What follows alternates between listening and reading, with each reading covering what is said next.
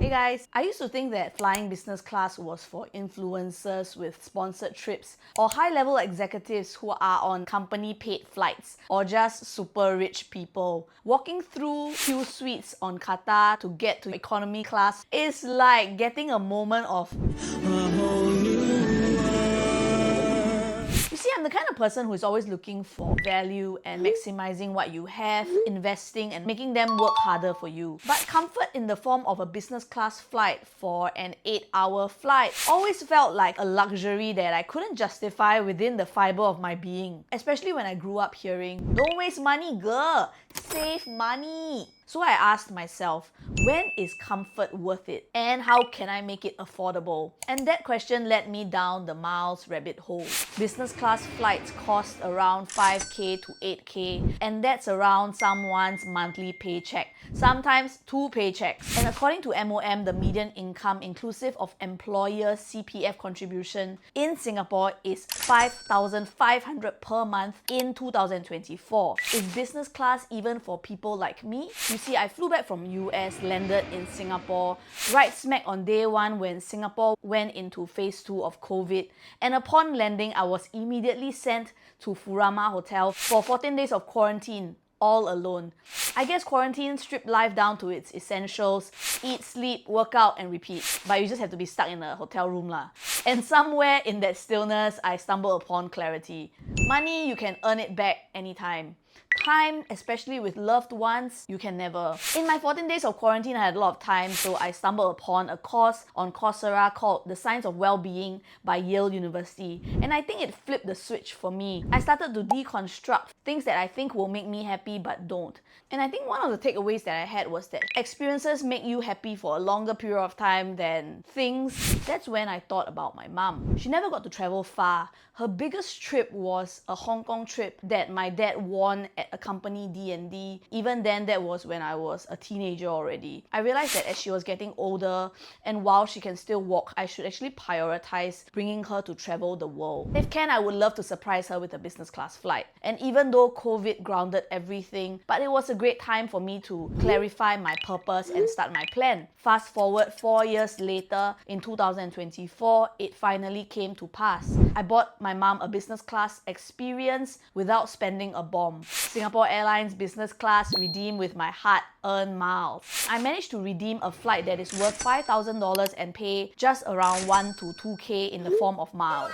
And that moment made every effort worth it. I guess quarantine didn't flip my calendar, it flipped how I saw value and time. It made me rethink everything from the way I spent to the cards that I used. But it wasn't always like that. This is how my credit card strategy evolved throughout the years. Back in my 20s, I picked cards with no minimum spend and miles that never expired because I had a very low income, relatively low income and low monthly spend. I knew that if I got a miles card with expiring miles, my miles will expire before I can accumulate enough to transfer to Singapore Airlines. You see, usually with most banks, you need a minimum of 10,000 miles to transfer. So with a low monthly spend, I had to go with non-expiring miles. Then life got busy and I was doing a sales job. So I couldn't afford the mind space to think about credit card hacking, so I opted for a cashback card. It was much simpler, but it was only after my sabbatical that I could mile hack. It's true, mile hacking isn't for everyone. So depending on your stage of life and purpose, my story is to show you that you don't need to stick to one. Just go with the one that makes sense for you right now and then tweak along the way. It's not just rich people who fly business class. I'm just a regular adult who built a plan. And the most important thing is that I didn't redeem my miles for a random toaster. I saved 68,500 miles and flew my mom on a business class flight to New Zealand. So here's how I would start stacking miles without being a big spender. The first set of cards are beginner cards for low spenders, designed for small budget or those who are new to miles strategy.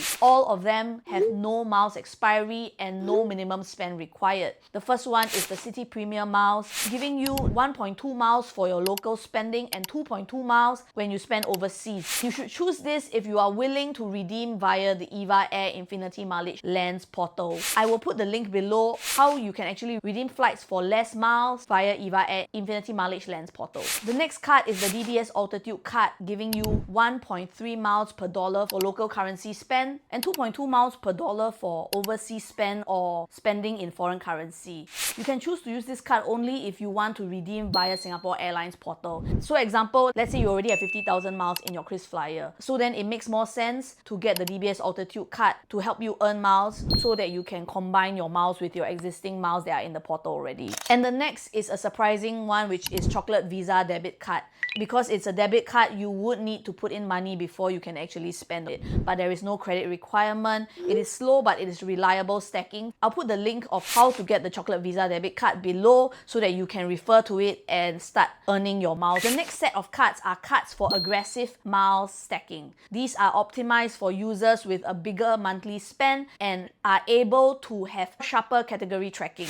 The first one is the HSBC Revolution that right now gives you 4 miles per dollar on online and contactless spend on specific categories from now until the 31st of October. You can actually get a business class flight to Japan, Korea, Taiwan, China on EVA Air via EVA Air Infinity Mileage Lands program with just 25,000 miles. And this is really within 4 months. To keep it simple, you can use it for ride-hailing services, gym memberships, shopping, and also let's say if you need to spend on Trip.com or Agoda, you can actually use this card to earn 4 miles per dollar, but you have to use it through Atome.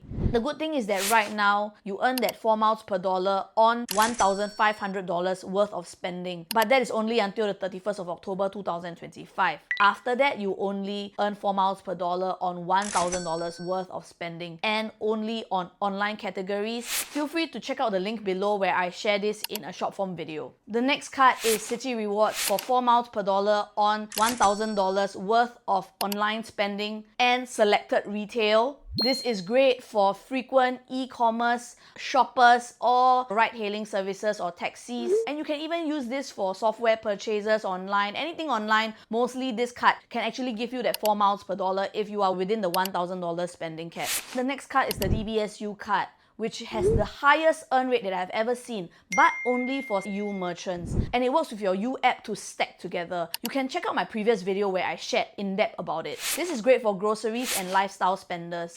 Here are some mindful tactics to stretch your dollar. You see, we don't want to spend more, but we want to earn smarter. So the first thing that you want to do is to track your top spending category. You can use apps, Excel, anything that you will stick to. The next thing that you want to do is to set a redemption goal. Maybe in your mind, you want to redeem a flight to London. You can use that as a goal to help you calculate when you will actually achieve that. That gives you the motivation to keep fighting. The next mindful tactic is that you don't want to waste your sign-up bonuses. Cancel any dormant cards, or if you are graduating, you should cancel your student credit card and wait for 12 months so that you can reapply as a new-to-bank credit card holder, because I share all these amazing sign-up bonuses that are available for new-to-bank credit card holders. The gifts are so good that really you should apply. If you want, you can join my Telegram channel where I share these on a regular basis. You see, most of us didn't grow up flying business class. We weren't taught about credit cards, redemption, or how to make comfort accessible with small and simple steps. So we figured things out later than we wanted while juggling bills. So if business class has always felt out of reach, maybe it's time to reframe it. It's not about chasing luxury or comfort. It's about working towards a moment that matters. For me, that moment was flying my mom in business class. For you, it might be finally redeeming a flight for yourself, even if it's economy. As long as it lights you up inside, it counts. Because it's not privilege that gets you there. It's a plan. Track your spending, stack your miles, and map your goals. So when it's finally time to book that flight, you will taste the fruit of your labor and you will know exactly why it was worth it. So if you're starting with nothing, I see you and I feel you, and you can do this. Because comfort in business class is not a guilty splurge. It's a reward for planning. And with the right system, your dream flight isn't out of reach. It is just waiting to be claimed. I hope that gives you insight of why I decided that business class was worth it for someone who is very intentional in maximizing value. And if you want to be on that same journey too, feel free to like and subscribe, and let's get you that business class flight. Feel free to watch my previous video where I share my current credit card stack. Thank you for watching, and I'll see you in the next video.